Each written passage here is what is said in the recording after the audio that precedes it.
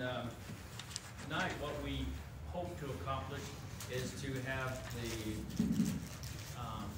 committee to speak on the issues. The committee has been requested that we go ahead and look at the different options that are available through some of the samples that we received in the last meeting, and then put their input. Now, this time, after we hear from the committee, we will leave up to 5 minutes for everyone to speak afterwards. And if everyone can just hold their questions until that time, we'll go ahead and hear from the committee, and then we will let the public respond to those comments. In old business, is there any way to close that blind right there? Because I know it can't be just me, but it's blinding. Sure. Thank you.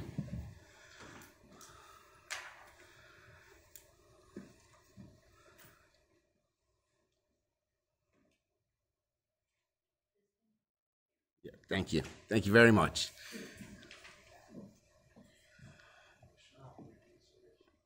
Okay,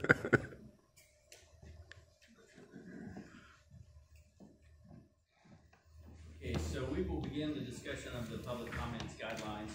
And in the first question is, what recommendations do you have, if any, after reviewing the samples from other counties, in addition to what we currently have established? So if the committee will turn on their microphones, make sure they're on, then we're good. I'll open that up for discussion.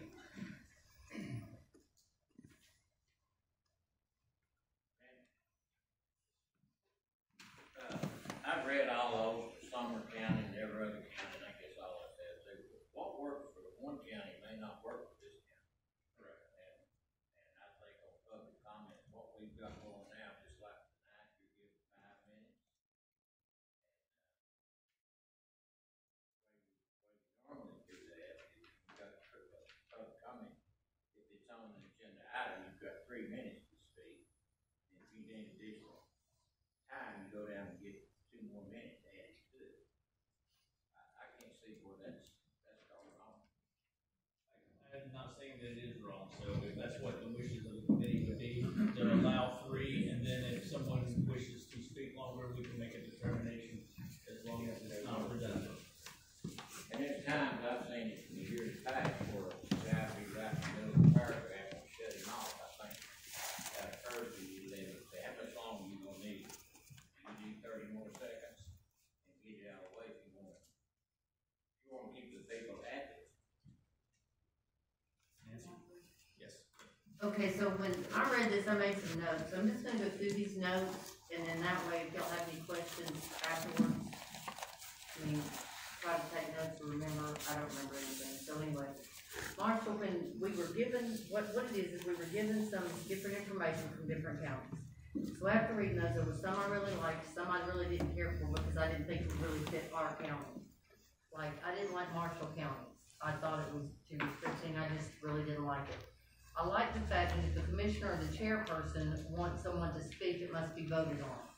So that way, if you have one person that wants something to speak, if that commissioner says, I really want to hear this information, or I really want to allow him more time, kind of like Wayne was talking about, then you can bring that up for a vote. It's not so haphazard. It's very controlled. I mean, everything is a lot more controlled like that. 30 minutes set aside for the longest for comments. I think since there's 2 comment sections, it seems that you can probably comment before, comment after. And like I said last week, if you really want to know what's going on, you need to go to the committee meetings because that's where all the work's done. Comments should pertain to the agenda items. If you want to discuss other issues, it needs to be placed in writing for the committee meetings. And that was something that somebody else said. I think that way, you've done your part. You've said, I really want this looked at. I have this question. There should be a committee for every question that you all have. I mean, or at least there used to be. So you can place it in there. That chairperson needs to be the one to make sure that you get your answers, that it's brought up. Whether anybody thinks it's silly or not, it's your question.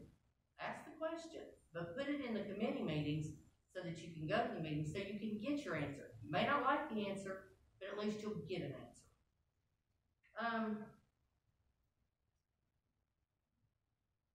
I think, and this is something that I really have a pet peeve with, and I always have, you come up here and you start, and I don't mean you all, I just mean in general, a person comes up and they really get belligerent about something or something that's totally off topic. I don't think you need to be asked to sit down. You need to be asked to leave. People sitting on this side don't need to be rude to you all, and then you all don't need to be rude to them. We don't need some random person up here just blabbling about something that has absolutely nothing to do with either what's on the agenda, what is it going on in this county. I mean, I cannot stress enough, y'all, if you want to know what's going on, come to the committee meetings. I mean, come to the committee meetings. Then I just made random things that I'll have to go back and look up, because this was like two meetings ago, like page 6, number 7, I either liked or didn't like. I'd have to go look it up. But anyway, that kind of gets this started. Those are my feelings. One of the questions was also about the 10-day rule. So I'm just going to lay this out there. I completely, fully, and totally support the 10-day rule. I supported it when it went in, and I support it today. That's all I have to say. Very good. Thank you. Very good. Anyone else like to add to those comments? Well, I think her points were very good. When I've looked over this and just my rambling thoughts, when our public is addressing the commission, it's real difficult sometimes, because they're talking to us and we're staring back at them. You know, and I know that's kind of unnerving for the speaker, because they don't know if they're getting put to us or not, so I don't know what we can do about that. I would ask that our speakers will stay on point, you know, have an idea. And I really like what you said about submitting your question to the committee and getting back to that. I think each one of the speakers need to speak for themselves. Come up, everybody, this is the way everybody feels. Well, we know that's a grand statement. And some of the things that I really felt, I've talked to several commissioners about it, we represent several hundred people in each one of our districts. And I know that I'm no different than the rest. We mobilize, talk to our constituents, get feedback, get ideas. I don't know how many times that someone from the public's come up here and said, you know, you need to have some guts, you need to grow a backbone, you know, you need to do this, you need to do that. Well, we're representing more than just the people that are standing at the podium at the time. So sometimes when you're telling us to grow a backbone, we have. It's just not in accordance to what you want us to do. I just want everyone to understand that just because we don't necessarily agree, when we don't verbalize our agreement, sometimes we're just taking that in to digest it. You know, you brought up a point, very good. We hear some very good points every time. And I'm sitting there thinking, I didn't even think of that. I need some time to digest it, some time to think it through, and we need to. I think sometimes we have a tendency, the public has a tendency to come in and lay things on the commission that we have nothing to do with that. I don't know if we have a publication or a handout that the public can get so they can see what our responsibilities are. You know, what our domain is, what we can and cannot handle. There's some things brought up that would fall directly under the sentencing judge and the sheriff. We don't have anything to do with that. And they're great ideas. I mean, I thought they were just superb ideas. And I don't care to listen to them, but we can't act on that. We don't do that. So, and then I think sometimes it gets a little too personal. We're men and women sitting up here trying to do a job, trying to do our best. And I guess the thing, more vent, but the thing that really irritates me the most is when Speaker of the Public says, I thought you all were Christians. I thought you all were godly. You know, as to say, if you don't agree with me, then you're not a Christian and you're not a godly man. Well, that's an insult. And I think if you say that, then you need to go back and do a little Bible research and understand that God wouldn't be pleased with comments like that. And I take total offense to it, and it doesn't make me want to look too keenly at your proposition. Those are just some things that I had jotted down earlier. But I think it would help the process if we would follow those things, be concise, be in control, be on point, know what you want to say. And if we did the question thing, as Nancy said, I didn't know that. That was a great, it takes away the redundancy. We don't have it repeated over and over again. And it's clear. And then when you get an answer, it's not off the top of someone's head. It's got some meat to it. Thank you. I have a question on when you submit the question that's going to be added to the committee meeting. Yes, Nancy. I'm sorry. I should have addressed you. That's okay. So if we are going to do that, when is the appropriate time? Do we want that the Monday before the committee meeting on Thursday? Is that an appropriate length of time to get your questions in? I mean, I think so, but I think some of that's gonna, like, we're waiting for feedback from you all. So I think if I had a question, and it's probably, y'all, not gonna be a question as much that has to do with something on the agenda. It's gonna be a question that's gonna be more personal to those people. It's gonna be something they need help with. It's gonna be something that's gonna be personal to them that they need help with. So what happens is you know, if you feel like you can't call your commissioner, or if you call your commissioner feels like it needs to go into a committee, they can put it into the committee, of course. But if you feel like it's something that you really want to discuss with someone and you want to see it happen, just an idea that may be a great idea that you just need to put in a committee, then, you know, none of these are going to be such an emergency, I don't think, but it does need to be in enough time that it hits a packet and you treat it like any other item, any other item on the agenda. Because what used to happen is, depending on what committee you were on, I mean, I was over public service, and I can't tell you, one of the favorite places to put everything was in public service. And so for the next week, all I did was run around and try to find answers, so that when stuff came up, you could help somebody. And then, I mean, for me, everybody in town had my phone number, so it wasn't anything to get phone calls, you know. And I know one time we were looking at the garbage fund, you know, we were talking about whether or not we were going to do curbside garbage service still. We took a survey and I gave my phone number out, like, to the newspaper, and so they were calling, and I was trying to keep down, you know, what it was to bring back to public service so we could know what to do. But I do think it's vital. I think it's vital that the people feel like they need to be heard. And I think it's just as vital that they don't be rude. Because you get rude and I get redneck, and that's just the way it is. And I think that's the way most of us are. So, you know, if you want me to help you, I'll do anything I can to help you. But you get rude, I'm done.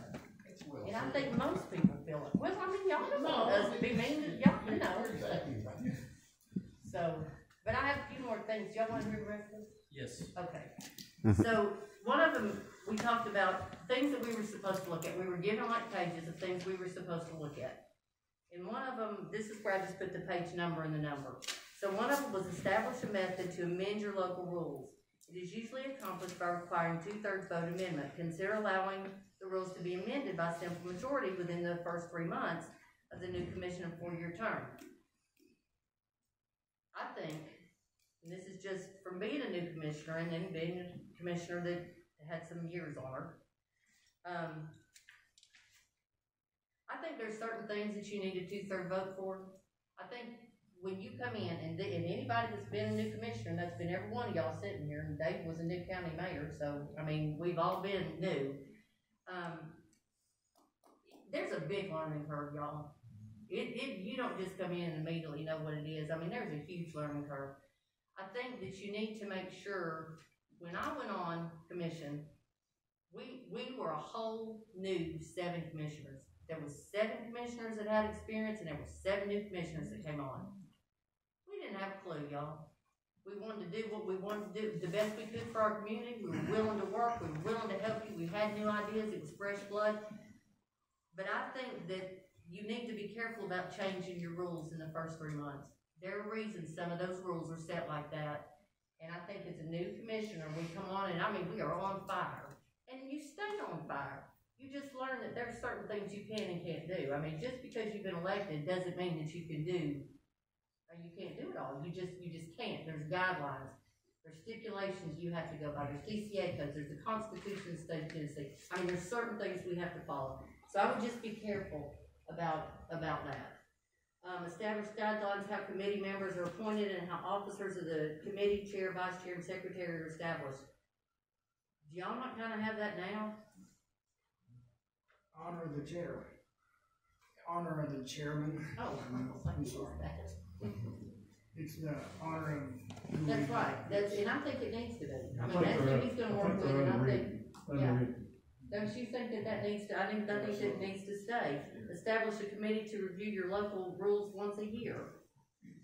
You know, I don't think that's such a bad idea, because you could put that in a committee just because as life changes, things changes, our community changes.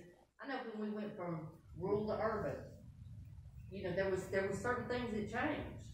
So I think that's really a good idea. I think would be an easy fix, an easy something to create. Naming the standing committees, and I thought we already have those, don't we? We do. Okay. Establish the number of members each committee, including special committees. Since we've not adopted one of the financial management laws, you know, that kind of falls under the chairman again, and I think that needs to be where that stays. So, all my notes. Excellent. Thank you. That's a good conversation.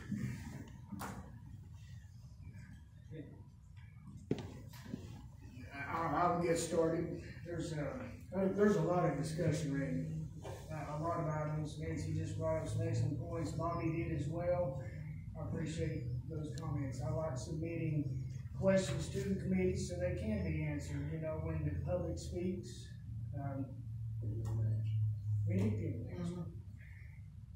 Like one of y'all said, it may not be the answer they want, but I'm going to start in reverse. The 10-day rule. I also agree with the 10-day rule in its premise. However, I think I can see an opportunity as 10 days the magic number. I don't have a problem with that. I get it. It's from committee to commission. I understand that. But what if holiday or we have a special call meeting on the Tuesday following that Monday, and it just happens to be something that needs to be taken care of? I'm wondering out loud, is 5 to 7 days enough? I don't have a problem with that time frame or discussion. I just think, is that something we can discuss? The idea, I get, and I'll support, but I feel that it might be open for discussion of what ifs, and to be in the best interest of the county. That's my discussion on the 10-day rule. But in itself, yes, I understand it and I support it. Need to be a period in there. Excuse me? Need to be a pause in between. Yes. Yeah, there definitely needs to be a pause so we can look. I mean, several comments from the public have been very on point. And like Bobby said, they bring excellent points. They're not wrong. But we're not wrong either. We just need to find how the cogs work together. And out of curiosity, what is the reason why 10 days was established to start with? Well, I think I can't speak to that. David was the mayor. You want to speak to that? Well, Chris and I were talking about this briefly a while ago. It's my recollection that the 10 days came from the time that the committees meet until the next commission meeting. I may be incorrect about that. That's my recollection. That would seem logical. Is that what you remember, Linda? I think what they did was from one commission to the next commission meeting, then you all changed it and clarified it to be from committee to commission in 2015. Well, now I remember it being the 10. It was the 10-day rule, and the way the 10-day rule. You want to talk about that? Well, no, I mean, Because you know, I mean, I'm a girl, so I'm kind of. So the way the 10-day rule kind of started was because there were many times that there would be, and mainly with the 10-day rule. And David, you can attest to this, and Linda, you can too because you were here. So the 10-day rule is if you wanted to spend money, or if you wanted to sign something, a contract, or if you wanted to do something, that was going to cost money, or it was going to bind the hands. There would have been times that it would be laid down and you would see it at commission. Now, you can vote on that at commission, but I don't know how you can do any legwork on that, if that's, and that's where it got, for me, maybe I was slower than every other commissioner on there, and if that be the case, I'm good with that. But I wanted to be able to ask questions. I had questions. Well, county commission was not the time to ask the questions. You ask the questions at the meeting, you do the background work, you do the footwork, you see where the money's coming from, you see what it's gonna cost, what it's gonna be per penny when you start spending that kind of money. You couldn't do that at a commission meeting. So that is how, is that kind of what you remember? That is how the 10-day rule came into being. It gave you enough time to do the homework and the background work that you should do before you ever vote to pass anything that costs money. Again, Ms. Nancy, I would certainly agree with that pause. And we want to make the right decision. I just wonder, is 10 days the magic number, or is it something that we could discuss to open up the possibility that we need to enact something within the month? So let me ask you this. This is, okay. So you have your committee meeting. Yes. And you have your commission meeting. So in that time frame, and I mean, I'm not a commissioner, it's gonna be what you all want. So, but in that time frame, if you get, let's say that you don't do the 10-day rule, let's say you don't get it at committee, because that's basically where your 10 days. So you don't get it at committee, you get it 4 days later. How are you gonna ever discuss that? If you have to approve it, if it's something that needs to be approved at your next county commission meeting, you're very limited on when you can discuss it. You're very limited on how you can discuss it. So you cannot discuss your vote. You cannot discuss how you're going to vote. So I think that what you do is if you close that time frame, and then did you wait to the next committee meeting so you can discuss it? Because some things just need to be discussed. This is the example that I'll use. It happened to us this year. We set aside a 10-day rule. It wasn't, I don't think that anybody wanted to, but the way it happened, we had our regular committee meetings on Monday, and we followed on that Tuesday with another committee meeting. Well, that only gave us 9 days to our commission meeting. And we had a committee meeting to discuss and do all the legwork and get the information, but yet we only had 9 days to the next full commission meeting. That's why I wonder, I mean, we can always vote set aside, but I don't want to do it that way. I understand. I don't want to do that. I'd rather it be in stone what we do. So what would be the magic number? I mean, That's what I'm asking. well, I don't think there is one. Right. I mean, life, there's not a person in here, but life has it snuck up on us at some time or other, and you're like, I don't even know what happened. But there also shouldn't be tons, I mean, there shouldn't really be tons of times that you can't wait for a committee meeting. I mean, if you know something's coming down the pipe, it's not like, and I don't want to simplify things, but it's not like a yard sale where if you don't buy it now, you're not going to get it. I mean, normally in the county government and in what the commissioners do, there is time. There is time. True. So I think you don't want, it's kind of like a catch-22, okay? You've got this incident that happened. And is it the only time in your career that it's happened? Yes, in my very short career it is. Well, but I mean, that's still a career, so, and I don't remember any times really. Do you remember anything that we had to, because, the way that we're set up and the way the government pays their bills, the way they sign their contracts, stuff's coming. I mean, it's not a surprise. So, I mean, whether y'all want to keep it 10 days or not, my only thing is you really you don't need to ever let it get back to where somebody lays something in front of you and you're asked to vote for it. And we agree.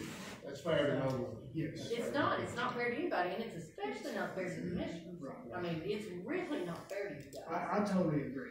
Okay, with the premise of the 10-day, I'm just wondering, is the number something we could discuss to make it 7 days? Well, yeah, I mean, you can discuss anything, but if you do that, you're gonna have to, every time that happens, you're gonna have to call a meeting, or I think you should. I think you should call a committee meeting so that people can come back, because we've told them, we have now preached to them, you wanna know what's going on in this county, you come to the committee meeting. You wanna know what's going on in this county, you come to the committee meeting. Okay. So, To your point there, I agree again. I don't think the 10-day, or that anything should be acted unless the committee has met to discuss that information. So that would be a stipulation that I wouldn't have a problem with. And you need to pick your timing, because realistically, you could call a committee meeting right before county commission meeting, and that's not right. No, I agree with you. So, I don't like that type of perception of not being open. yeah, I mean, y'all just have to decide on that, because that to me is kind of a county commission thing, it's a whole, you know, if you feel good about doing that. But I just really, that is one thing that I really support. I mean, I really support the fact that you get to see it, you get to do your homework, and then you get to vote on it, and the people know what's coming up, you know, so. I agree with your comment also that the learning curve is real. It is real. I've learned a lot, and I'll be the first to admit, I feel that we need to adopt each year, or it be stating that we use Robert's Rules latest edition as our premise, or as our parliamentary authority each year. You know, I failed. I think I know a little bit, but then I found out, no, I don't. And so I think that would be something that we can all get better at. And we failed. You know, it's all about having a orderly meeting and controlled meeting. Not to control anyone, but to be under control. And it's like, you know, adopting the rule for members speaking, you know, allowing them that time to speak from the floor without interruption. You know, it was brought up the other day about Wayne, and apologies to Wayne if that was the case. I took it as a discussion, and I've not watched the film, but maybe I interrupted him. I don't know. But my apologies, Wayne, if I did. You did. Well, I forgive you. If there wasn't intentional, a lot of things that are said and taken intentionally, this is, you know, I see us as people working together, not, I don't know, I grew up in a forgiving home, I guess. I made a mistake, I learned, hopefully, so my apologies, Wayne. And we've got to do better, but allowing that person to speak uninterrupted. So I get that. Rules for public speaking. I want this to be very clear. I think it's adamant, it's imperative that the public has the right to speak. However, in saying that, in our Opens Meeting Act of Tennessee state law, it requires no time for public speaking. They have a right to speak when there's a vacancy that has to be filled. If they're a registered voter, they can come. But I don't support that. I support to continue pretty much what we've been doing. Okay, I think it's a great thing to hear from the public. Mr. Curtis was here and he told us that the people had a right to express themselves, and I agree. We've got calls, we've got emails, we've got text. I want people I want to know what they think. Mr. Holland brought out the point that we represent more than who's here. I hear from more than who's here. They trust me in some cases. That's why they voted me in. Anyway, back to public speaking. Ms. Noy brought up once in the last meeting, I think, 20 to 30 minutes. I kind of agree that 30 minutes is an ample amount of time to get to articulate the arguments or your points. I hear a sermon almost every week at church, and it's 30 minutes, thereabouts. I get the point. But in that, let's say there's 30 minutes. I also feel like there ought to be a sign-up sheet that they can come in, 30 minutes available, 30 minutes before the meeting, 30 minutes available before the meeting that they could sign up to 5 minutes before the meeting to give the chairman time, whether it be committee meetings or whether it be the full commission, to give the chairman time to go over that. Up to 5 minutes before. Okay, somebody comes in late, wants to speak. I want to speak. The chairman has the right to call, and the commission can vote. Everything can be voted on or changed by the chair or a commissioner, bring a motion, a second, and make a majority vote. I don't want don't exclude anyone, but yet, just to make rules. That's it. So, let me go to item 2. State the item to be discussed on the sign-in. The topic, your name, address, topic to be discussed. And if possible, state your position. And if we have opposing views, then we equally divide that time. You have 3 minutes. Each person has up to 3 minutes. I think that can be as well articulated. Okay, you have that right. If you have more than available time, you have that right to speak how many ever you want to speak, to divide that time equally. Whether it be 10, whether it be 5, 7, whatever number you want to come up with, you have that time, and you have 3 minutes to speak up to that equally divided time. That's just a thought, guys. I'm not trying to manipulate, dictate. It's a thought.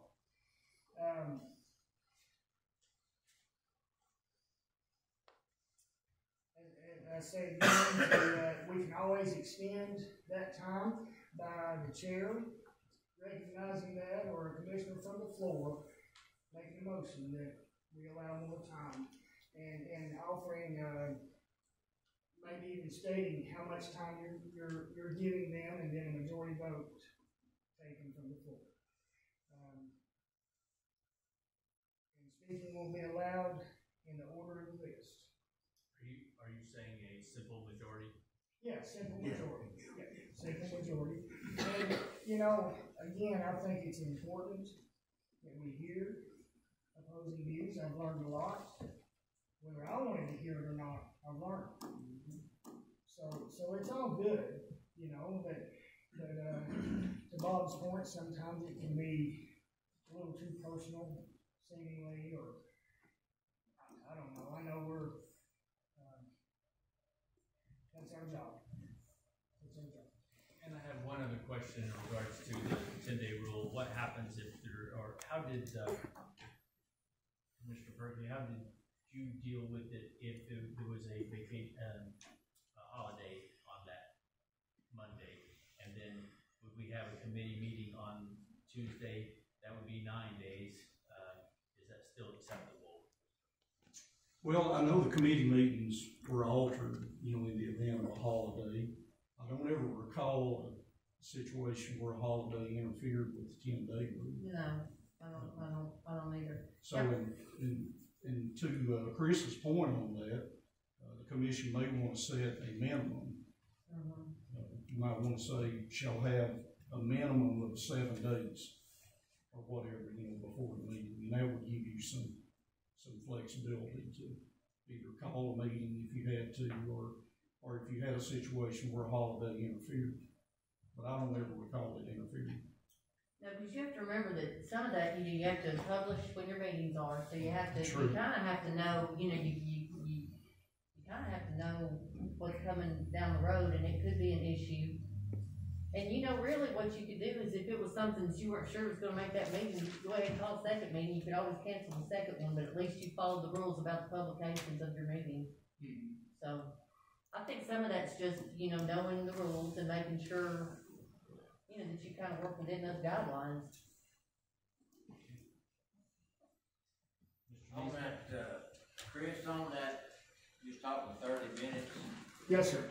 You've got the first session, you talk on the agenda items. Yes, sir. So it would say you get 3 minutes to talk Yes. about. Yeah, I wasn't totally finished, but you go ahead. I'll finish up in just a second. Okay. We'll go right ahead. When you get through, well, I got permission. When you through? No, sir. Well, It's you all wasn't right. through, Randy. It's all right. It's all right. Go ahead, Wayne. Go ahead. You trying to put it 30 minutes, but you got something to bring up about the jail that's on the committee or public service. Are you talking 30 minutes throughout the whole building, No. just a meeting, just at the beginning of the meeting? Well, I think it's open for discussion, but in committee meetings, you have that time each committee. You have that time for public speaking at each committee, and that may be open for debate. Or if we're in a full commission meeting, you've got 30 minutes before, and public speaking at the end, you have 30 minutes then. But during committee meetings, have 30 minutes at each committee meeting. And I offer that as a suggestion and something to consider. 3-minute comment for each person to speak. You don't have to go downstairs, you can come right in, sign up, and speak. It won't inconvenience anyone to be here ahead of time. I mean, prior to the meeting is what I'm saying, other than the day of meeting. But I offer that as a suggestion, Wayne, is just something to consider as a starting point.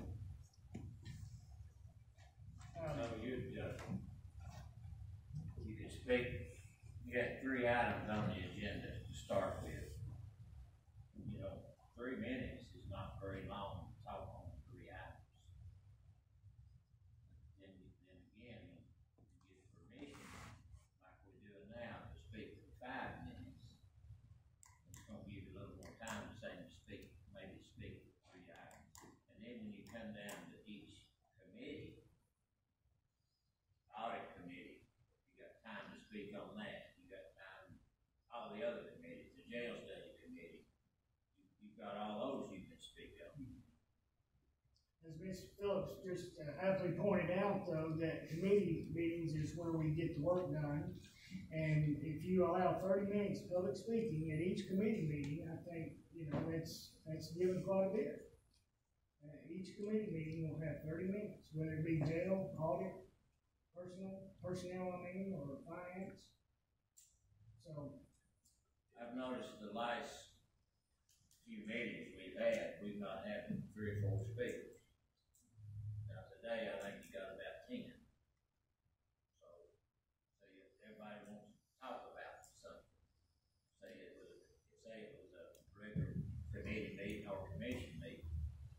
Who's to say what I can talk about that Jeff's gonna talk about the same thing, and Taylor's gonna talk about the same thing? They might want to talk about something altogether different. And to me, it'd be hard to coordinate what everybody's gonna talk about.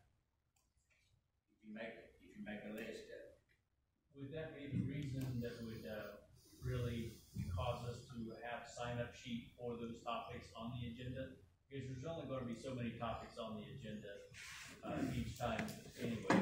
And if people signed up to speak, and 3 or 4 people signed up to speak on behalf of that one topic, could we not ask them to pick a spokesperson to give that discussion, and then give them some freedom to speak their mind on it, but somehow just have it where it's a more structured meeting?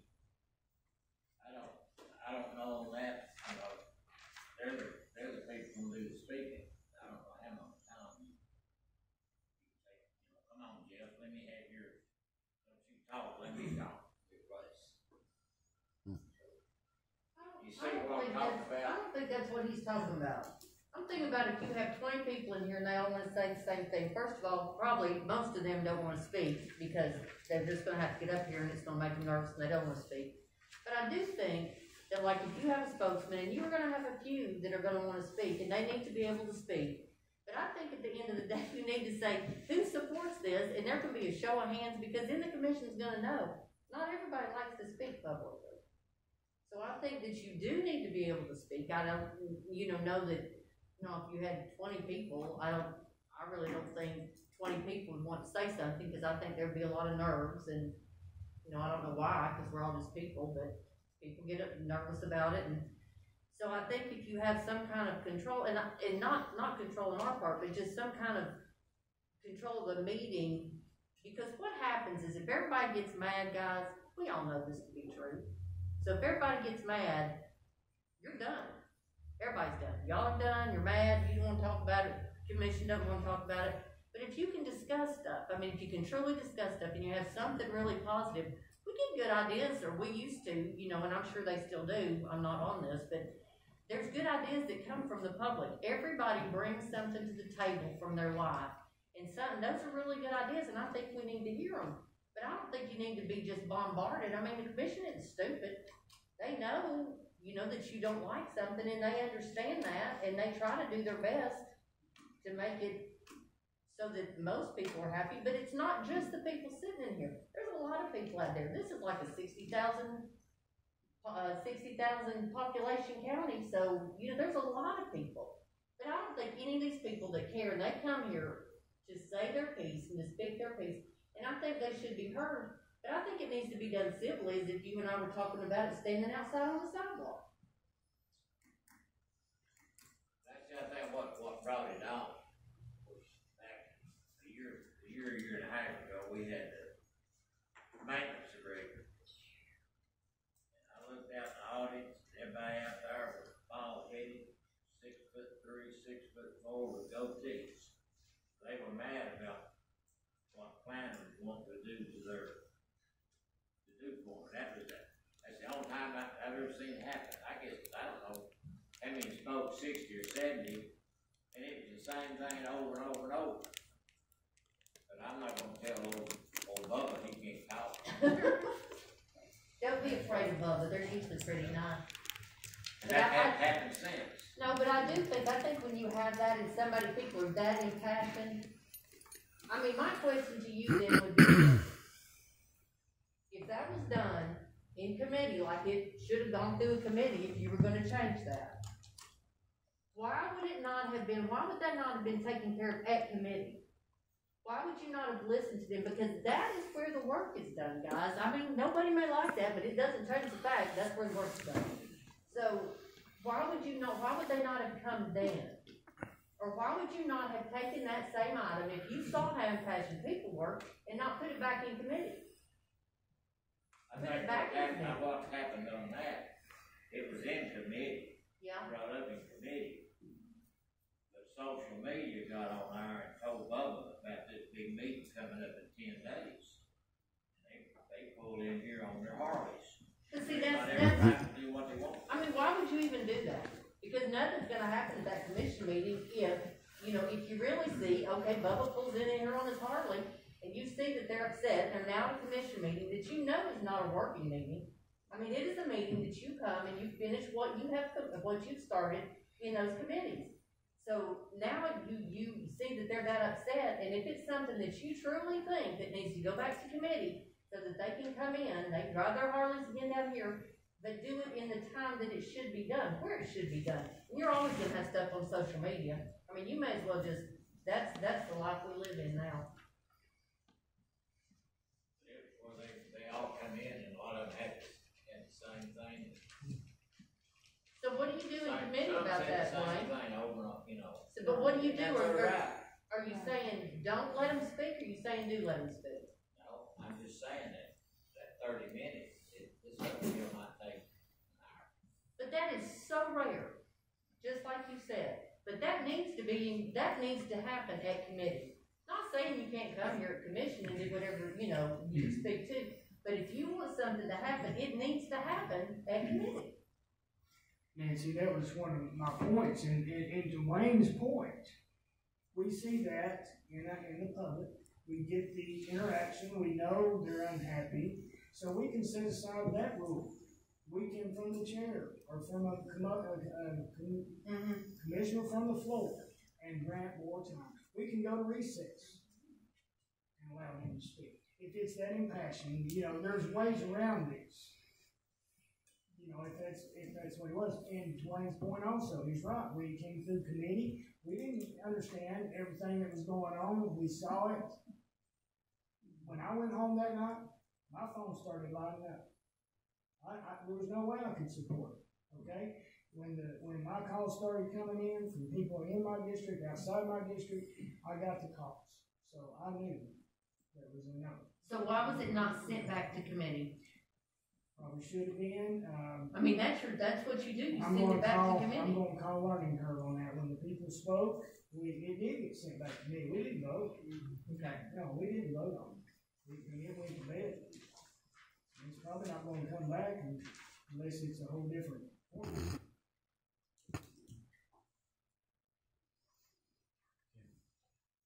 Any additional? No, I think I've got on the public speaking and the 10-day rule. I'm good. Thank you, Mr. Chairman. I'm reminded of what Howard Baker said one time. Try to be kind to the person who has the opposing view, because they may be right. So I think we would all do well to remember that famous saying that he had. But I'm also reminded of what LBJ said one time. And he said sometimes being in political office is like being a donkey in a hailstorm. You just got to stand there and take it. And I can assure you that there were many nights in this room over almost 16 years that I just sat here and took it. So if you're an elected official, you have to be ready to do that. I noticed the rules that the commission adopted for public speaking back in 2015 and then reviewed in 2019, where you established that you had the public comment on agenda items up front and then public comment in general at the end, which I think is a very good thing. I would reiterate again that no one has approached me or talked to me about changing public comment. That's just not happening. So it seems when you review the other counties that everyone allows 3 minutes, 5 minutes, a 30-minute period. I believe Williamson County allows a 30-minute period. So whatever you're comfortable with those allowances is what it's going to remain. And as Nancy said, that's up to the commission. You know, what are you comfortable with? You have to make a provision for the public comment. We all know that. We know how vital it is, because you may learn things during that public comment that you did not know. The 10-day rule. I'm a supporter of the 10-day rule. The commission would have the authority, I would think, to say that you would desire to have things in a minimum time before the county commission. It wouldn't necessarily have to be 10 days, could be 7 days, but at a minimum, you would have to have an opportunity to review that in a committee setting or otherwise before the commission meeting. So to Chris's point, it doesn't have to be 10 days. I think that was just when the committees met and you had 10 days to the next commission meeting. I'm a strong believer in the committee process. Committees I enjoyed the committee process when I was county mayor much more than I enjoyed the county commission meetings, I can assure you. Why? Because the work does get done at the committee level. It's much less formal. It is really, I believe the county commission meeting needs to be a formal setting. It needs to be respectful. It needs to be the final say that the legislative body has on what's being voted on. But if something cannot get out of committee, then certainly it doesn't need to come to county commission. I recall some appointments that I had. This rarely happened, maybe a couple of times over 16 years. But I always sent those appointments to committee first, because if they couldn't get out of committee, they didn't need to come to the floor. You need to pick somebody else. So I believe strongly in the committee process. And the committee process can be a little more rancorous, if you will, because you're trying to get into the details of what you have before you, and trying to understand that, and then the other commissioners have to trust the committees. You have to trust that that committee has looked at something thoroughly, and if it comes here with a committee recommendation, then generally it's going to pass. I mean, rarely does a committee recommend something that doesn't pass. I noticed some good things from other counties, and I noticed some things that I would not be in favor of. I was hoping that CTAS could give us a model county, perhaps one of the other counties that they feel like has a very good operating procedure, but I don't think we've been able to get that. So, just one final thought. Whatever the rules are, they need to be simple. It needs to be one page. and it needs to be prominently displayed at every meeting. Either on the electronic screens, or on the actual documents themselves, or even posted at the entrance to the meetings or the commission meetings. The rules need to be posted there, so that maybe when you're in the audience and you're looking at your agenda and there's something being considered that you're not particularly interested in, you can at least flip it over and look what the rules are, so that it's prominently before you at all times. So I would end by saying this. We're not here to do anything to anybody. We're not here to stifle public comment. I think the mission of this committee was just to bring more of a formality to the county commission setting, so that things can be considered in a business-like fashion. And you don't have 3 or 4 people over here talking while 3 or 4 people over here are talking, and then somebody in the audience is waving and shouting something. Because business decisions, I think we all agree, cannot be made in those settings. And, you know, the chairman of the commission is a very important position. And I had the opportunity to serve with many chairmen over 16 years. Probably 6 or 7 different chairmen. That person is very important to the control of the meeting and to the order of the meeting. Generally, if a chairman attempts to call order in any meeting, order will be restored, generally. So that person is very important. And I would just encourage, whether or not you're people in the audience, whether you're somebody at a podium, or whether you're a member of the legislative body, that you direct all of your comments to the chairman. Because if you get in a back and forth with a particular commissioner, it's not going to end well. And I've been guilty of that during my service here at the courthouse. But address your comments to the chairman, whatever they are.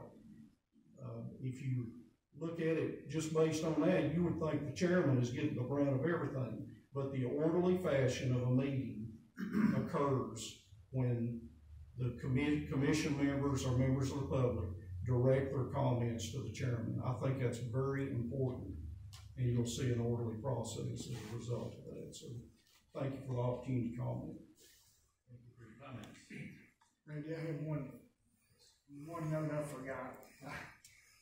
Anything that this committee does recommend, if we come to a consensus of recommendation for any item or for all items, I would prefer that be sent to CTAS for review before we send it to the full commission, that we are, in fact, in our rights or whatever it may be, that it's a solid recommendation. And I think that they've been receptive to any of those comments. Mayor Breton did bring some information to me this week on the County Technical Assistance Service. We will run it through that at the end. Right now, we're just trying to get to an understanding of what we desire, yes, and then how we pull it all together before we send it off to have a review. Yes. Oh, I'm really bad about that. Ms. Phillips? I know that there's been some conversation about picking a new chair during election year. That's something y'all want to discuss? No? Yes? No? That's a new one. Well, you know, during an election year.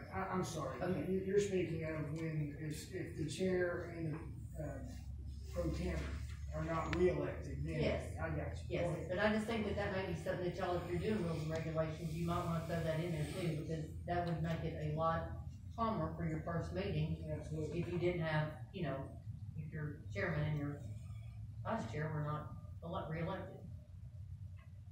So why don't you all just think about potentially electing somebody or appointing somebody to start that very first meeting and do it at your August meeting, because it's going to be September, isn't that right? So it's gonna be September when it happens, but at least you would have somebody, so in August, you know if you're gonna take office again or not. And if you don't, then that gives you the ability to appoint somebody for that first September meeting that'll just open the meeting and kind of start the meeting. And they're not really chairman, they're just kind of the person, and I think that would keep down a lot of anything. Then you just do your election like you normally do, but you already have a person that's gonna be able to start that next meeting without there being a whole lot of conflict. Because it can happen, you can have, I mean, the year that we came on, Linda and I came on, it was 7 new commissioners. I don't know how they did it. I'm not a member of the committee, but I would like to add something to what she has said, because that certainly is needed. But there's also the possibility that during a regular meeting, the chairman may not be present and the vice chairman may not be present. Then what do? You need something. No, okay, normally, and correct me if I'm wrong, your strongest committee is your finance committee. So I would think that your finance person would possibly step up and hold the meeting. And that's something to think about, because that's one of your strongest committees is your finance committee. So, I mean, however you wanna do it, but that could be your third step right there. And then everybody knows, they know the rules, you know. It's just a suggestion. Mr. Chairman, yes, 1 second. Just to bring a little light to what Commissioner Cutshaw brought up about the 10-day rule. It was brought up and said, you know, that you guys don't remember a time that that's happened, but that has happened in every calendar year since that rule's been in effect. Because in October, Columbus Day falls on the second Monday. The meeting is always shifted to that Tuesday, and then everything is voted on during the commission. So only 9 days in between. So yes, it has happened. So we do need to look, can we do a 7-day or a 5-day? Because the 10-day itself just does really not fit exactly for every situation, in my opinion. Thank you. Ms. Phillips? Well, you have to remember that every commission, you know, you can waive that. So you have that ability. It's not like, you know, that you can't on those times. And I'm not saying not to do it, but I'm saying that the 10-day rule doesn't actually tie your hands. You know, you have some leeway because that's what you all do. You have that ability.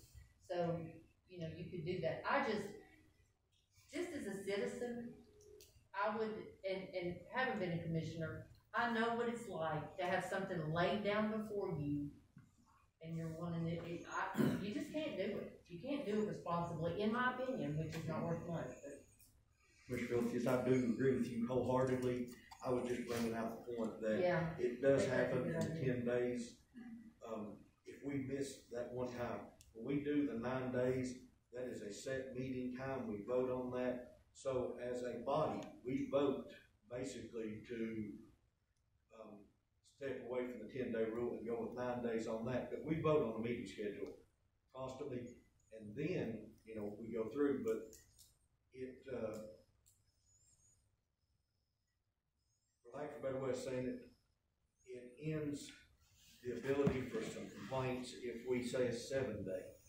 I don't think cut it completely out, but the 10-day itself it locks you down to a specific amount of time. So what if you just said at the committee meetings before your commission meeting?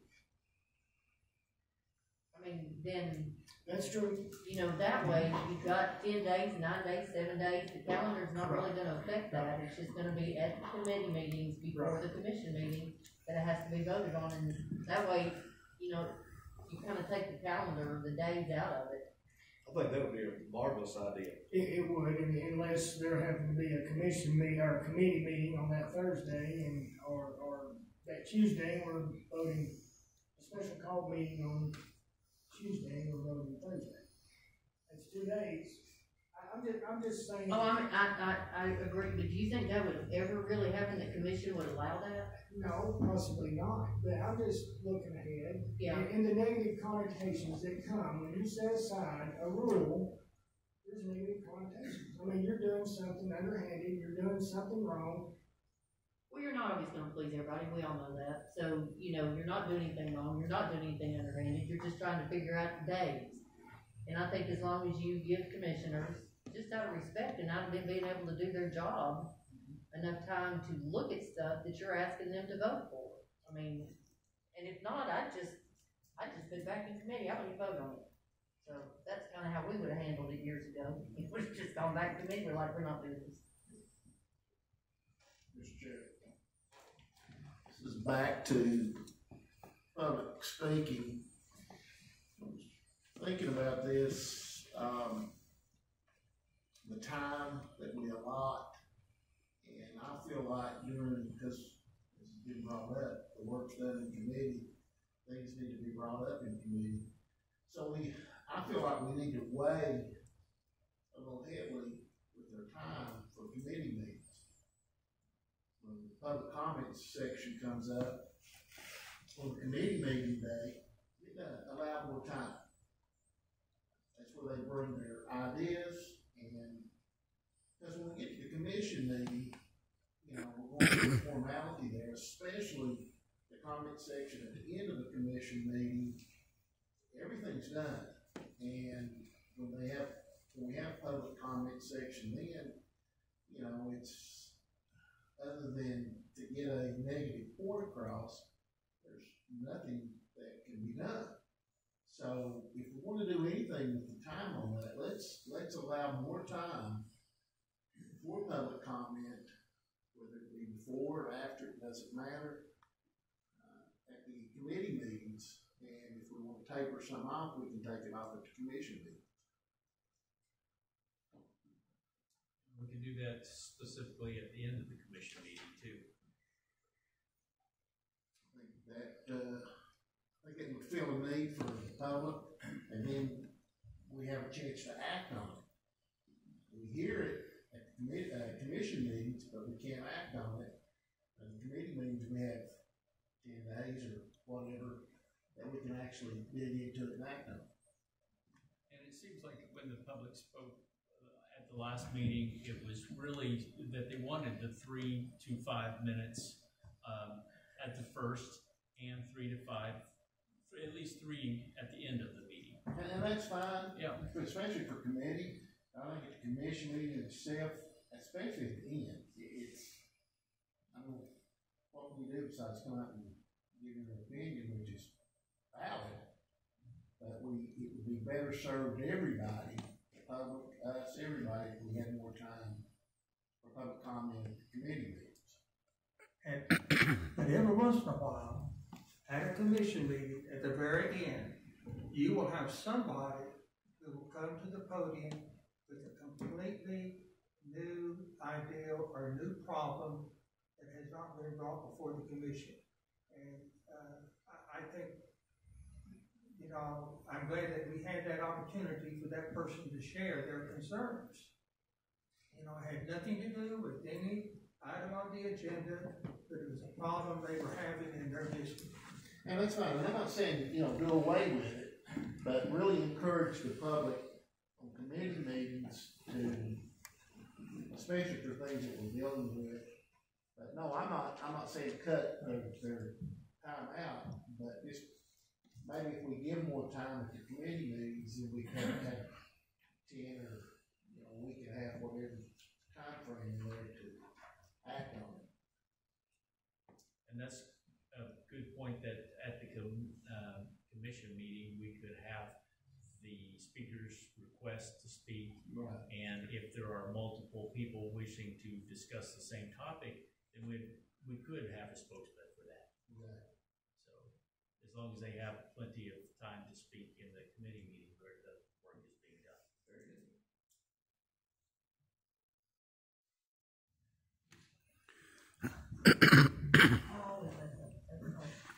So a parliamentarian, are y'all considering that? My yet. Well, your parliamentarian's gonna help you with your Robert's Rules of Order. So what's your thought? I mean, I don't think that's a bad idea, because I think you have a point person that needs to know the Robert's Rules of Order. And then that way, if you have a question, or if there is a question, you have a point person, who can come back and help you with that. So that's just an idea about Robert's Rules of Order.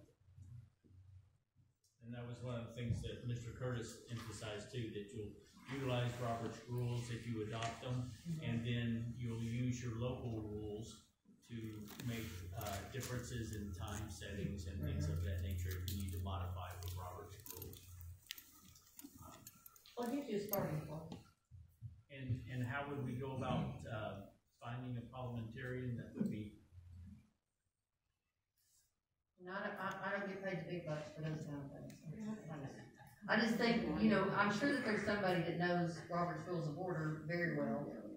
The book is really thick to read, but most of us have sat down, you know, when you're on commission, you read the book. You didn't really understand some of it. I volunteer. We've got a, You're volunteering? we've got a parliamentarian sitting right back here. She's just Brother. finished up college. And brother, Really? Huh. before we had her at Harvard, we taught it. Yeah. See, and I was lucky enough, really, Wayne, and you were too, when you first came on the first time. You had a lot of knowledge sitting on those commissions because they've been there for a long time. We had, you know, we had it agriculture. Mm-hmm. Get a motion, you second it. Question it, you vote on it. And you get an A on it. You cheat. Well, I just think the But parliamentary. Miss Brotherton, we might wanna discuss it with her. Well, I think that's for like after the meeting, and when you all get to tell us, you know, what we've done wrong. We tried, that's all I can say. Mr. Chairman. I think, Commissioner Reed, who deals with the TWSAA, probably is very familiar with Robert's rules.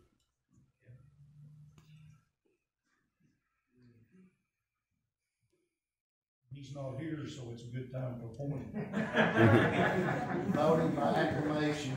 You're in. Call this meeting back to order.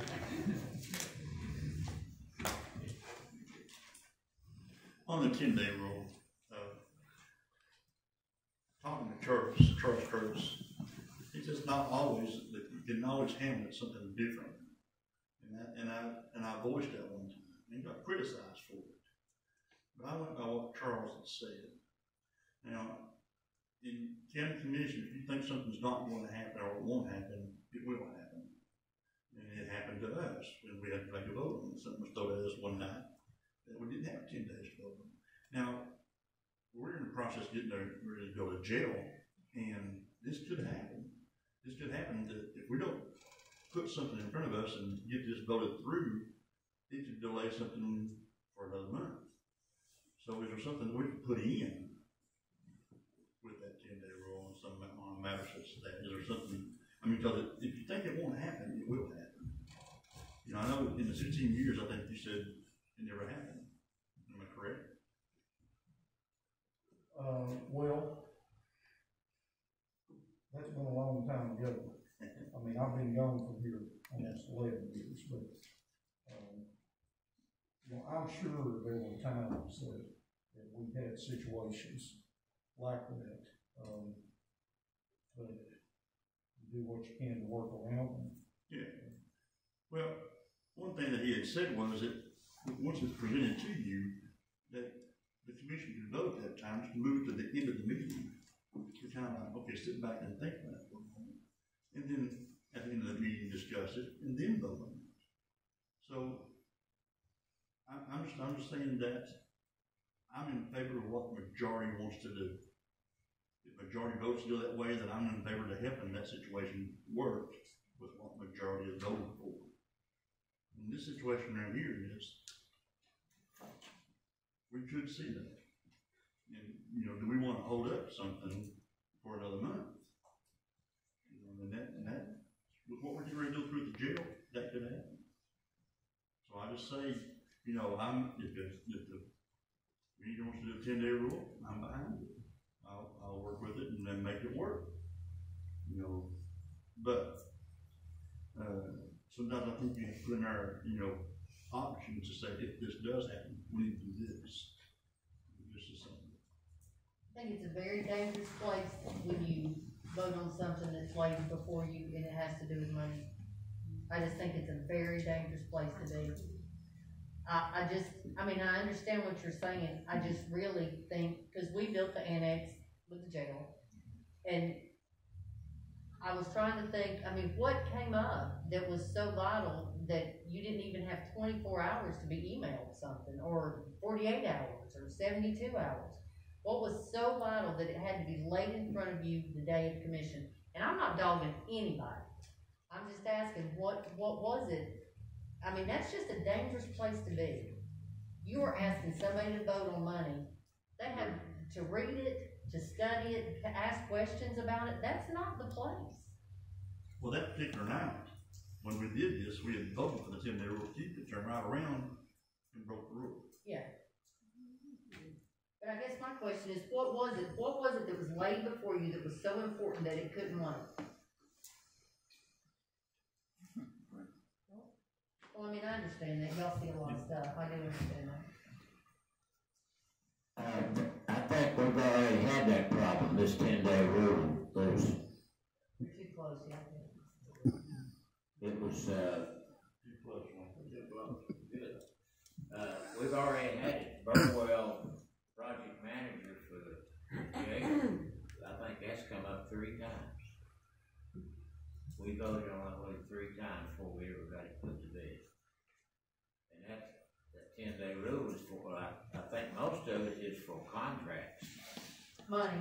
That's what it's about. And this was a contract deal, and we broke it because one time it wasn't published, but put in the newspaper.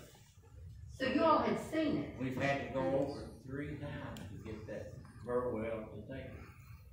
I mean, to get the job. Well, that's kind of different, Wayne, if you've seen it. I'm talking about, I mean, I have had stuff laid before me before and asked to vote on it. I'm not gonna do it. I'm not gonna vote on it. So I think if you've seen it and it was just guidelines, stipulations, rules and regulations that had to go back and you had to look at it again, I think that's completely different than something being laid before you and you asking, you know, that you want, you can't do that. There's no way that somebody can, or at least I couldn't. I don't know how you could vote on something when you're asking to spend money and you've never seen it before. You're asking to sign a contract and you've never seen it before. I mean, how can you read and comprehend, digest it, look at it, make sure there's nothing in there? And it's, you know, the fact is, at the end of the day, y'all are voting on it. So it doesn't matter who makes the mistake. You say yes, your name forever in history is going to be on that document right there.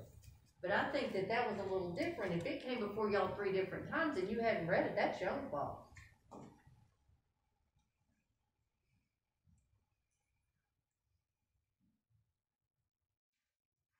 Anyone have any additional comments in review of the samples?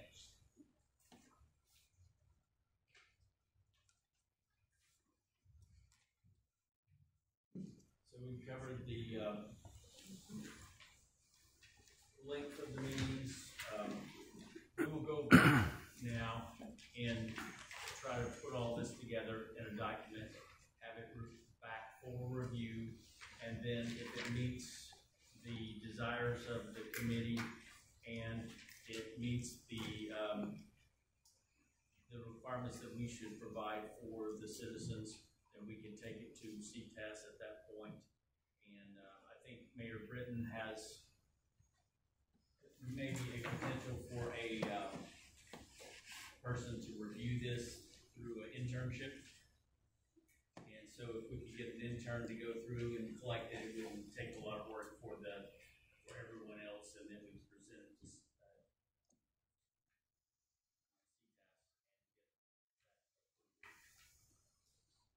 Now, I would like to open it up.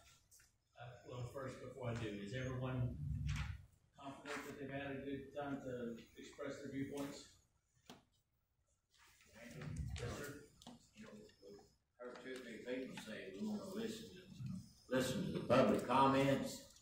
We'll be allowing people in the audience a chance to get in on what we just looked at. They may have the greatest idea we've ever heard of. We hope. It's on the agenda. Yeah. Yes.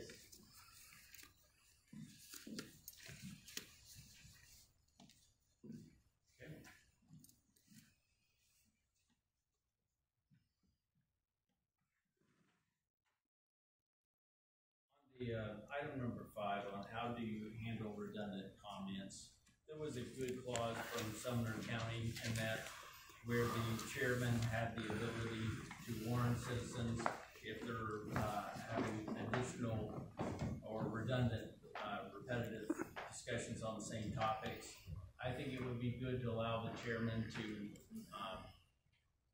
at least call that to a close if that became same story over and over. I know with a meeting that we had last term, there was one that went for about an hour and a half, and everyone was saying the same repetitive statements.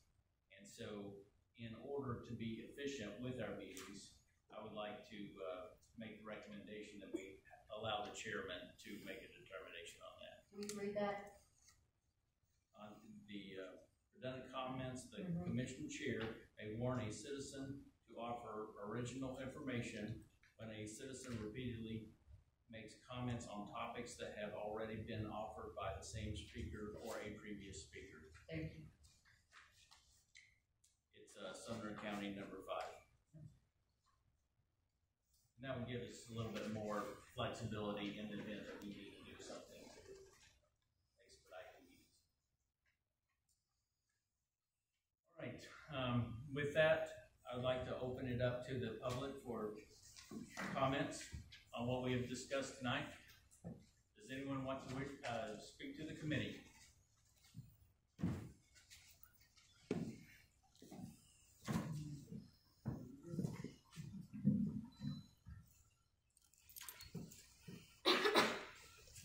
State your name and address.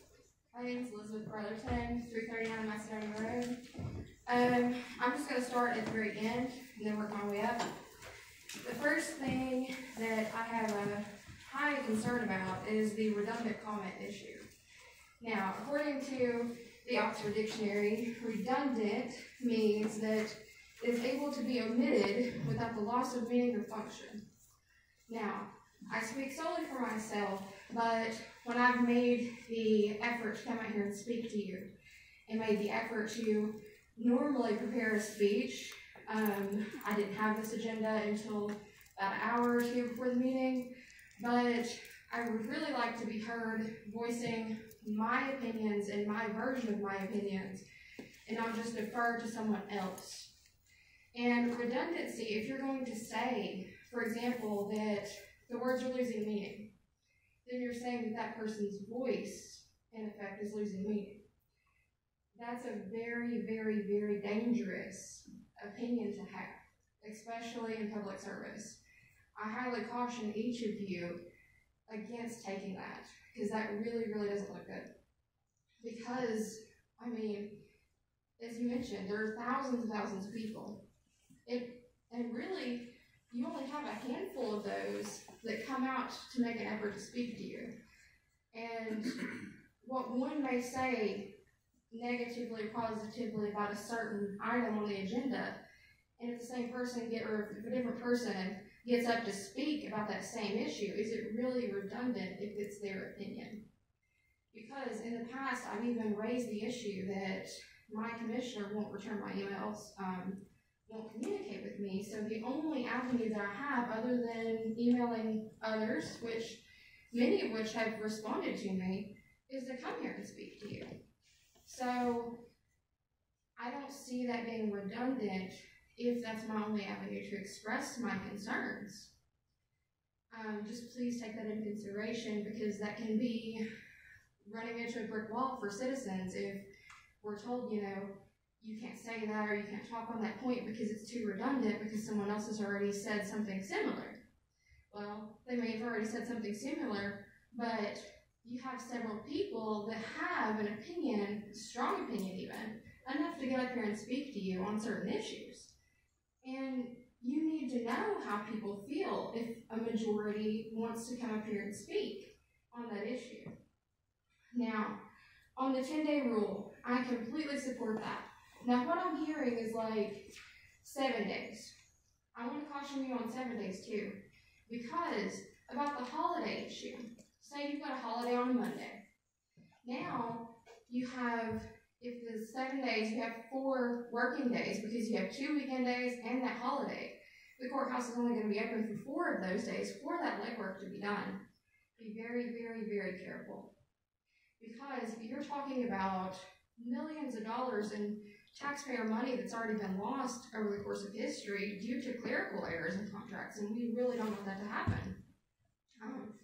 And I'm sure that we do our diligence with these issues, but please be careful. We don't want to limit ourselves to 4 working days, do we? I mean, I feel like you all deserve more than that to look over a contract. And with limiting time, I've heard a lot of back and forth, but no general consensus on what the body wants to do. I don't feel it's a good idea to limit time farther than what we already have. Like, if it's not broke, why fix it? Because what I usually do, and many of you here have experienced me come here with a prepared speech to speak to the body.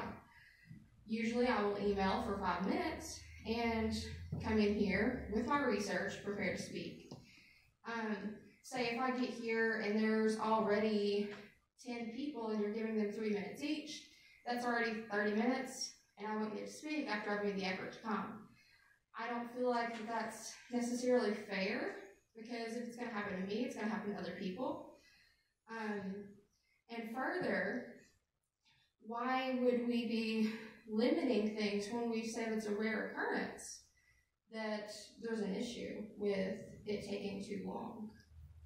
And thank you for listening to me today. Thank you, Ms. Brothers. Do we have any other wishing to address the committee?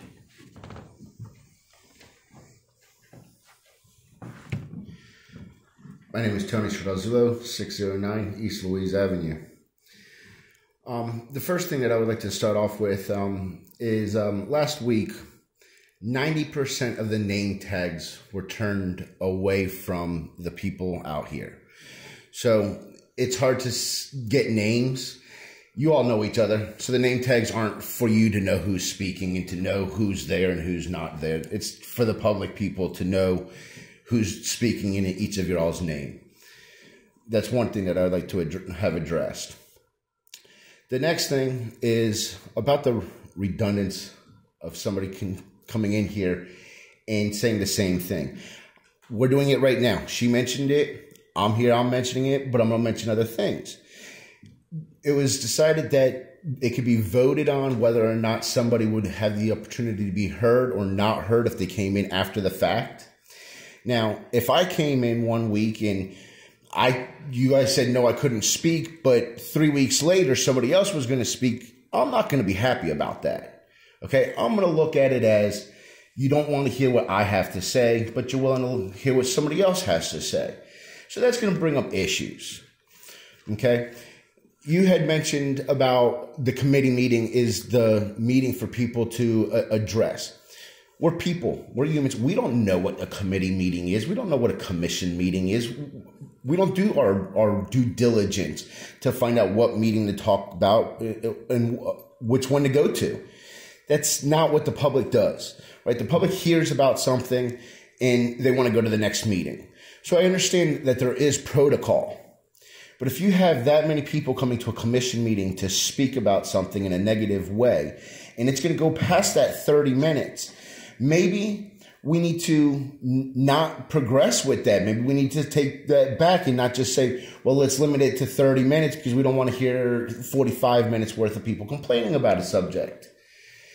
If there's that many people that oppose that, it's time to reconsider what we're talking about. Find out different avenues to take. Now, you want us to come up here and speak about different topics about what we feel and we agree. And that's what we want out of all of our commissioners. We don't want just a vote. We want to know why you're voting for that. And I don't want the same answer from you as him, as you, as you. We want 10 different answers. We want to know why each person feels that is either the way to vote for it or why you're voting against it. We want to know that. That way we can be enlightened. Because if we go on the internet and we find out from Hamblen County what's going to be on the committee agenda, it only tells us so much. It doesn't break down the information that we as the public, unknowledged people in our government, what each of those stand for, what each of those mean.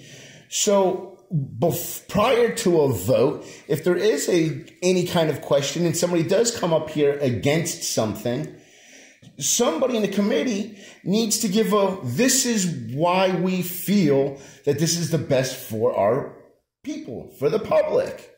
We want to know why.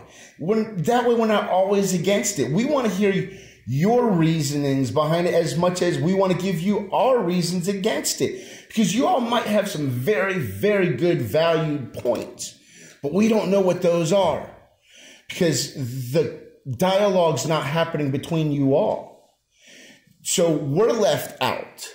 So all we can do is come in here and complain about things. We don't want to just complain because nothing is really personal. I don't come in here. I don't know any of you all personally. I don't care what you do on your regular time of day. I want to know, and I only know what you do or do not do for the people. And you make a lot of very, very, very good points on a lot of times when you speak about a lot of things. And I wish the rest of the committee would do the same thing. Give their input, give reasons why you suspect that something should or should not be done. And that doesn't happen. That's all we want. We want some dialogue. We want answers to be to our questions, but we don't even want to really ask those questions. We just want to know why you feel some way. Do we need a new truck for something? This is the reason why. The old one doesn't work. It's not worth fixing. We need a new truck. Perfect. Great. We agree. Let's move on. Go to the next thing. But we need some type of reasoning behind it. Thank you. I have something personal to say. So, I mean, I'm a firm believer. I'm like David. I'm a firm believer in the committees. But I do think that maybe what commission needs to do is the chairs. Because there are people who are not going to go to these committee meetings. Like you said, you want to know. All you're doing is just wanting to know. Because a lot of times you hear, I make a motion, we vote on the, comes out of committee, I'm bringing this out of committee, I make a motion that we vote on blah, blah, blah. Have a second, and that's it. That's what you hear. So what could possibly happen, and this, this is up to you all, it's not up to me, but I know that when I was over a committee, there would be times that I would say, in commission we discussed this, and it would get, and I'm talking one sentence, very short synopsis about why we did it, what we looked at, and what we said. And I make a motion, this is coming out of committee, I put the motion on the floor that this passes, or whatever, and somebody seconds it, and we go on. But one sentence, or two sentences, could fix the issue that you just brought up. Sure, a little something. And it's not going to be like a big whole discussion, because that happened at committee meeting, but it would be just a short thing, so, yeah, because sometimes you've got just a little snip of something, you're just making a motion. That's all you're making. This was put in committee because the truck wheels fell off and we didn't want to, it was easier to buy a new one. We put this out for bid. I make a motion that we pass this, whatever. So, I mean, I think that's still up to you all, but I don't think that's an unreasonable request. Thank you.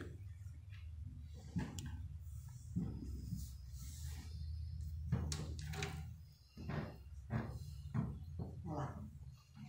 My name is Gwendolyn Hubbard, and I live at 8150 West Point Drive. I've been coming to county commission meeting for 8 years. I've been going to committee meetings for 8 years.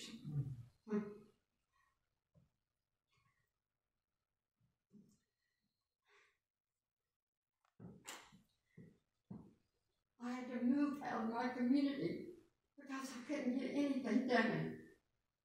It was stressful on me, very stressful. But I'm for the 10-day rule. I'm for keeping the public comments as is. Because we're taxpayers and we deserve to come up here and tell you all how we feel, whether we get anything done or not. That's why I've been coming for 8 years. And you know what?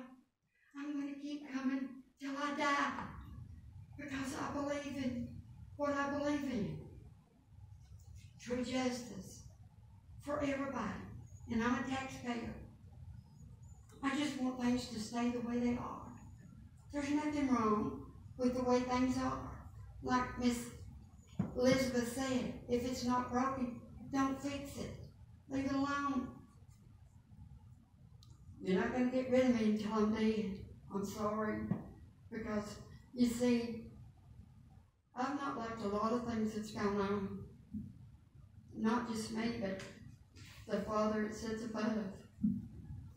He sees and He knows everything that we do. He sees our heart. He knows it. And you know, one day I know He's going to take care of it. But I do my little part. You know why I do my little part? Because God told me to. And that's why I do it. I don't do it because I've got nothing against any of you all. I just don't understand. You probably don't either. You might want to fix my problem, but you can't. I know you can't. I've been trying for 8 years. And I know if I can't fix it, you can't fix it, there's only one person that's going to fix it. And I just have to wait for His time. So why don't you just leave things the way they are? And let's get along and try to do the right thing for all of the community. And that includes Road Junction. Even if you think it's done gone too far. But you know, the city and the county did a lot of that. But there's a lot of people that live up there that have done a lot of it too. And I haven't appreciated it. But it's not my permanent home. But you know, the Bible says to be good stewards of the land. Don't pollute it, don't destroy it.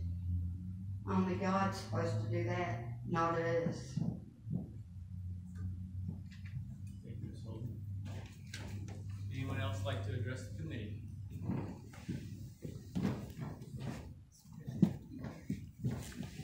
Ann Warner, 1535 Panther Creek Road. And I'm going to be redundant, and I'm going to ride on the coattails of the people that have spoken before me because I'm not real prepared for tonight. But aside from those things, I want to stress how important our First Amendment is.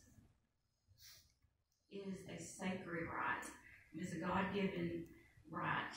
That is the First Amendment in a divinely inspired document. And you all are having a discussion on whether you should limit that or not. And that's what I have a problem with. And I'm sure that I've been considered rude and unkind. I'm hearing it. I hear y'all. But I don't know how to say what I mean unless I just say what I mean to say. I don't get up here and curse. I'm not out of hand. I'm not out of order. Maybe I haven't always addressed the chairman, and I will try to do better with that. I understand rules have to be in place, but I don't understand limiting or even having a discussion on limiting speaking to our government to address our concerns. That shouldn't be happening.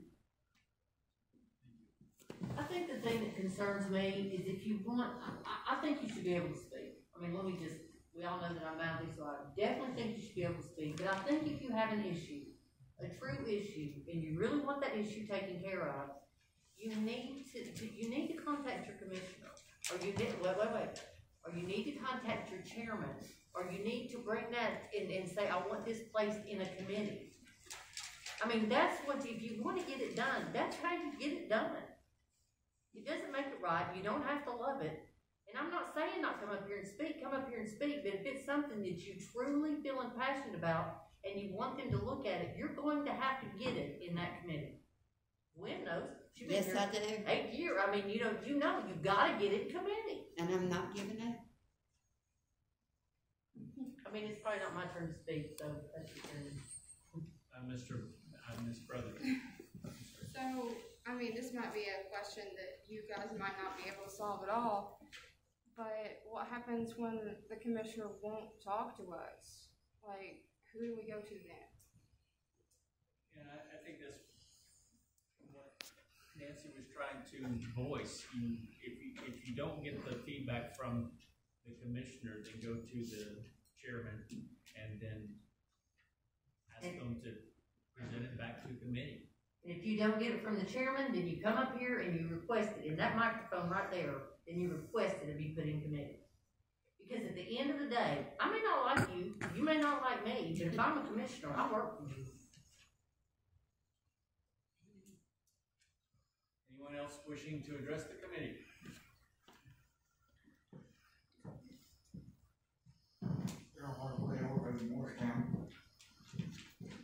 I brought something here to y'all. It's the most precious thing that I own. Mr. Cox here owns it.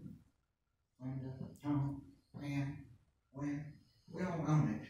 It's called the Constitution of the United States.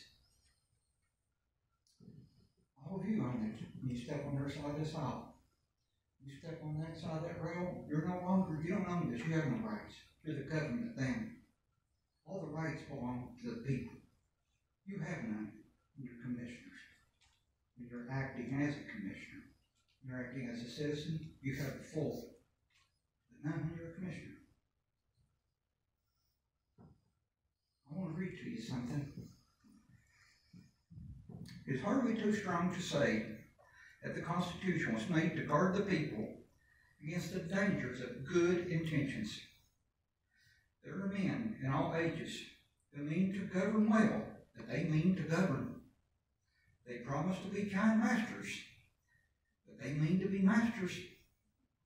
They think there need be put little restraint upon themselves. The love of power may sink too deep in their own hearts. It was written by Daniel Webster, one of our founding fathers, who wrote, had a big hand in writing this document that we own and that you, as commissioners, are subjects to. You have to obey this because this is the supreme law of the country. Nothing you do can top this. In the United States Congress, a representative said, if you write the law, but you let me write the procedures, the regulations to implement that law, I'll screw you every time. The United States Congressman said it. He admits it. No matter what you do, if you do it in the procedures, the rules, the guidelines, you can always find a way to turn it the way you want it. Just like if you say, we're going to let 10 people speak. If I got something I'm going to push, guess what? I'm going to get 10 people in here early, sign up on that sheet. Guess what? All 10 of you you're going to hear. You're going to hear what I want you to hear. There's always a way to manipulate things. You don't want to allow that. You want to let the people come in here and speak. And just as Ann Horner walked in here and told you about the First Amendment, if you look in the back of a package or something, it's got the ingredients listed. The most prominent one's always first, most important. What does the First Amendment say in our Constitution? Congress shall make no law respecting an establishment of religion or prohibiting the free exercise thereof, or abridging the freedom of speech or the press, or the right of the people to peacefully assemble and to petition the government for redress of grievances.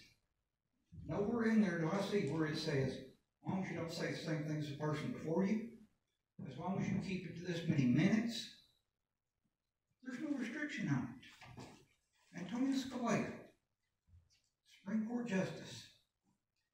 A lot of people disagreed with him. A lot of people loved him to death. But they all admitted one thing. He was brilliant.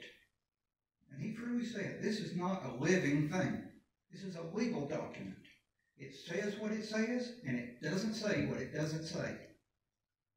You don't need to be adding all this stuff into it. It clearly says right there, we got the right to come to you and tell you anything we want. We don't have to change it from what the person before us said. nor do we have to be limited. And anything you do doesn't top that. This is ours, not yours. It's ours. And you all need to abide by it, because we are the rightful owners of power in this country, not you. Thank you. Ms. Phillips. So Darryl, I have a question. So do you think that it's okay for you all to come and be rude to the commissioners, and do you think it's right for the commissioners to be rude to you? No, I think there should be decorum, but not in the. So I want you to get back up there, and I want you to just tell me, just in plain words, what it is you want. I'm sorry? I want you to just get back up there and tell me what you want. I don't want 5 minutes, I don't want 30 minutes, I don't want redundancy. Just tell me what you want. Tell us all, just what you want. I want the people to be free. Okay, Come in here and talk to you. So you don't want a time limit, you don't want the redundancy, where are you going with this? I don't think that it's right to give someone power to stand up there and say, this is redundant, so I'm stopping you. Okay.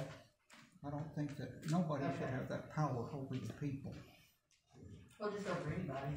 That's what you're saying, okay, you don't like the redundant thing, because, that's true. People can say different things different ways, and one word that somebody uses may be something that clicks with me that doesn't click with anybody else, that, you're like, oh, yeah, well, yeah.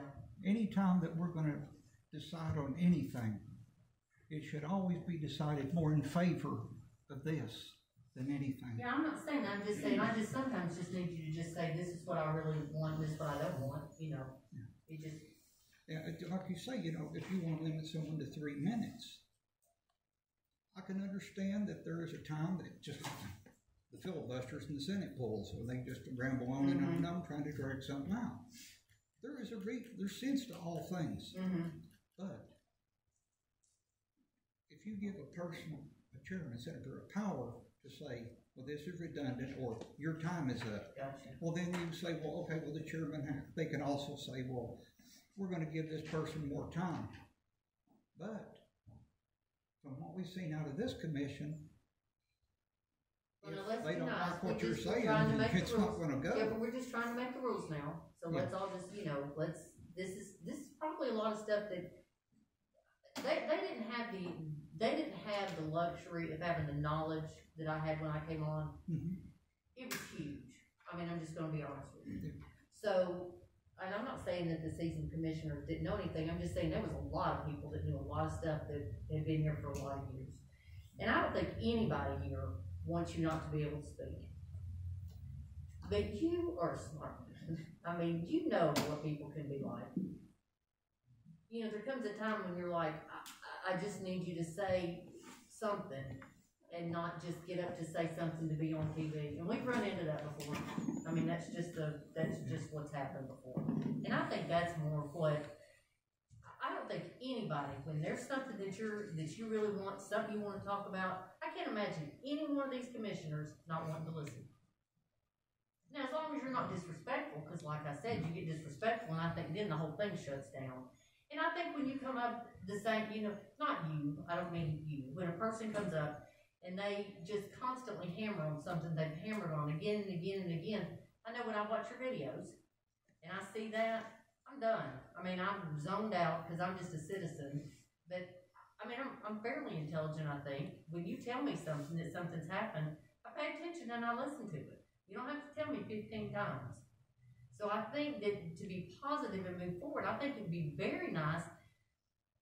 We all know how I feel about committee meetings, but anyway, like you said, you don't know when they are. But I do think that the thing that you brought up, I think that's a simple fix. Say a couple lines. This is why we're doing this. I actually think that's an excellent idea. And I think that if you all are that really feel that much about the redundant comment thing, I think that's something that this committee at least will listen to about that. But you know what I'm talking about. You can have people come up and just keep, and you're like, okay, we got it, we understand. And I'm not saying it's not your right. I'm not saying that at all, but But I mean, if the committee changes their opinion or their vote to either vote no on it or to readdress it in another committee meeting, at that point in time, it could be said, hey, listen, we are taking everything into consideration. We will go ahead and we will revise. We will go back over it and we will bring this up at the next meeting. Yeah. That way you don't continue to have to listen to everybody. You do, you just put it back in committee. I mean, that's what you do, because there's, and then you tell everybody when your committees are, or, you know, that's where you need to have some kind of rapport with your commissioner or a chairman to get your ideas in those committees. I mean, that's just where they need to be. They need to be in the committees, and you need to be able to come in and speak your piece. Even if it's only one person coming to speak their piece, you need to be able to speak your piece. I mean, but like, okay, so if there's 20 people in this room, how do we get together and say, okay, well, the 5 of us are with it, you go talk?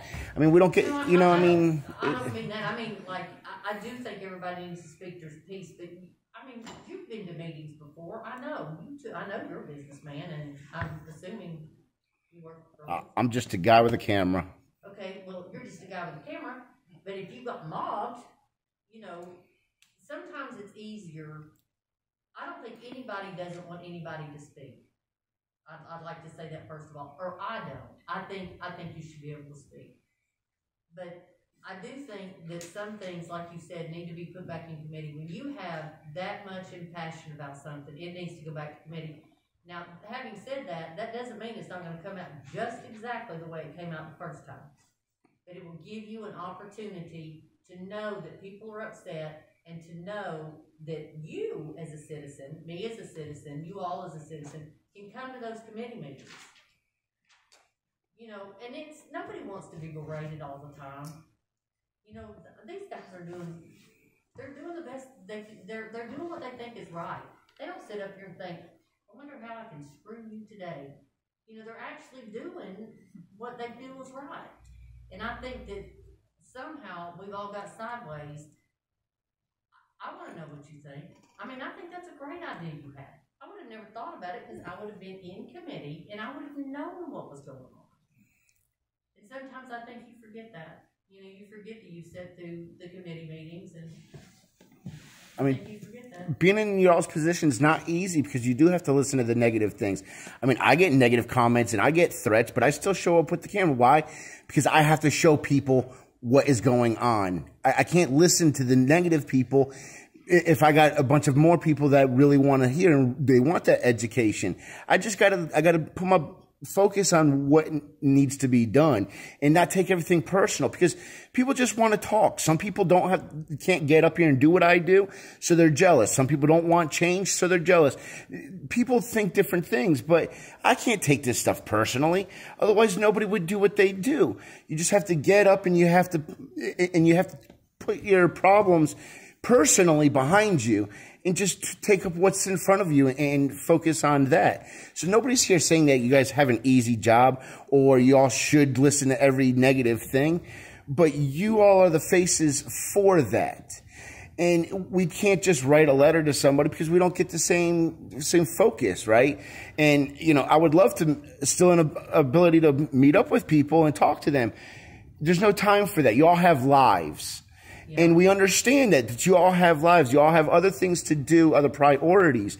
But when you're here, the priority is what the people have to say, what is on their minds, so that you all can make the right decisions on what to vote and what not to vote, and allow the people to know why that is. Well, you need to remember that even when they take a vote, you may not like what the vote does, but there's a reason that they make votes. I mean, there's reasons that those votes are made like they're made. But if we have hey, this is the reason why, we can at least say, hey, you know what, that's a good idea, not just... You may not like it. The commissioners may not like it, but there's some guidelines and rules you have to follow, whether anybody likes them or not. And that's no different than us coming up there and speaking. You may not like it. That's right. And I don't think that there's a problem with you all speaking, and I don't think there's a problem with any commissioner here listening to what you have to say. But I think the minute you get rude and you get personal, you cross the line, and the same goes for the commissioners, back to you. I mean, the only time I've pinpointed out was last week because he is in charge of the, people in that area, right? And they're upset with him because they don't expect anybody else, any other commissioner to reach out to them. They expect him because that is his area, right? So I couldn't make my point across without putting a name on that, I don't think it's necessarily a name. I'm talking about just belligerently being rude. You know what I'm saying? I mean, there's a difference between saying, hey guys, this is your area, we need help. And you just being, Some people's personalities suck. I don't mean, I'm sorry, I'm one of them. that would be me. So, I understand completely. One thing, All right. we mentioned in there. Thank you. Does anyone else want to address the committee? I have one question before Amanda gets up. Sheriff Esco Jonathan has been sheriff in this county for 51 years. 51 years. Run that jail. Was a detective for the city. And my question is, when he come up to that podium to talk to you, and twice, as far as I know, why did you not listen to him? He has experience with that. Why did you not listen to Esco? That's what I can't understand. Why did you not take it into consideration? That's all. And if you have an answer for me, would you put it in writing? I'd like to know. Please. Pretty please.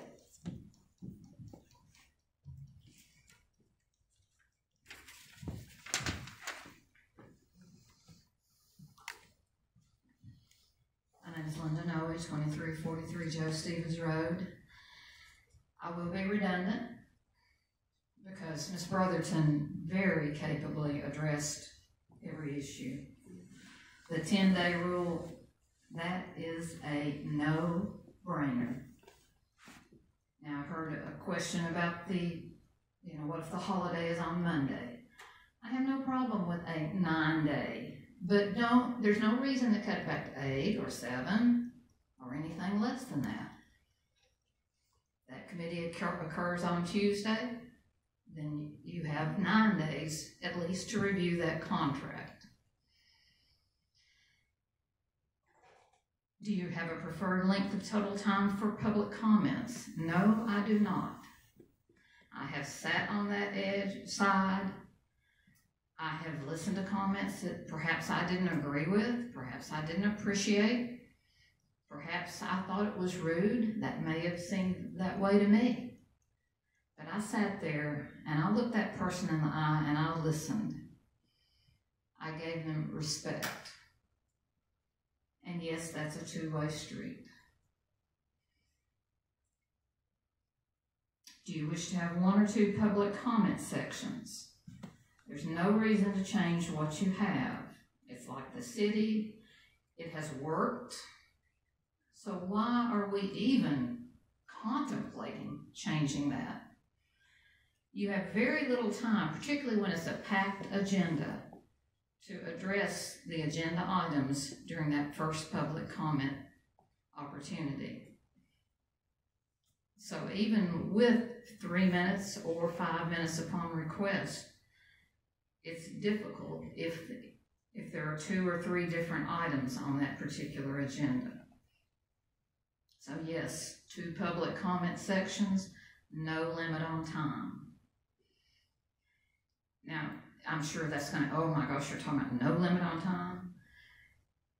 Unless it got outrageously ridiculous, and I haven't seen that. As has been pointed out, the only time was when you had the surprise and the controversial property maintenance. If the people have shown up and they want to speak and they are that concerned about an item, give them the time. Give them the time.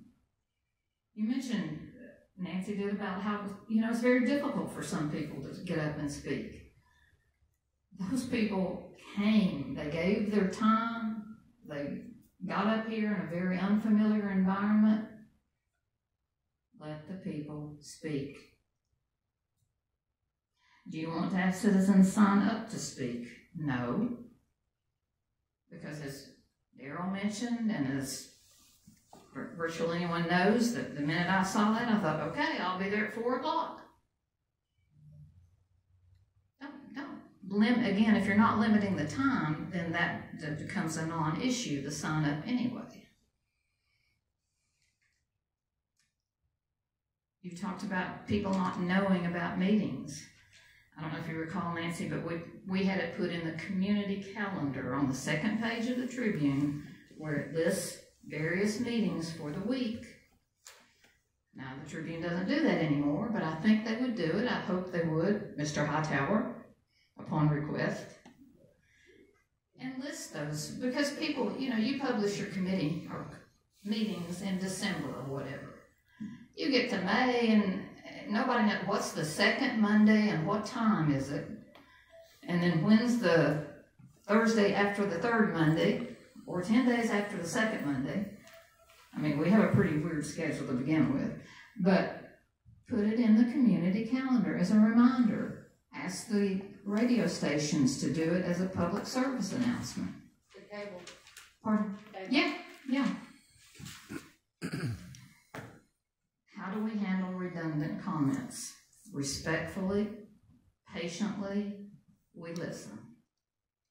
Because people do have a different perspective, and whether I got up and repeated exactly, which I probably could have done, and it would have been good. It is what you feel. You may consider it redundant. It's an expression. It's an opportunity. Please don't take that away from the citizens by letting someone sit there and say, I think that's redundant. And that is all I have. And it says time is up. You're redundant. Hey, something non-redundant. We need to get rid of this tape. As part of what we're listening to here, when we were going through this, and I was trying to prepare for it, I thought that the original document was pretty good. I thought the people who crafted the original one did a pretty fine job of doing it. And so when I put into the question, what recommendations do you have, if any? That's because it's not a bad place to start. And we can have this discussion, and we can do it very civilly. And if this is what the body chooses to do, we're not in a bad place to start with.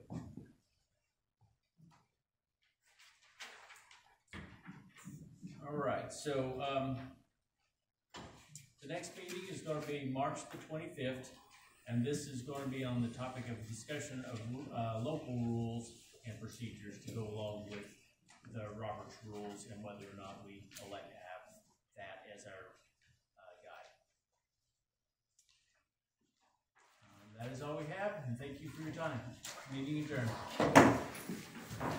All right, see, that was almost a 2-hour meeting. Nobody complained about it. They listened to what they had to listen to. And, no issues with the time, and there shouldn't be. Thank you for joining another Lakeway Audits video. Please comment below, subscribe, and share.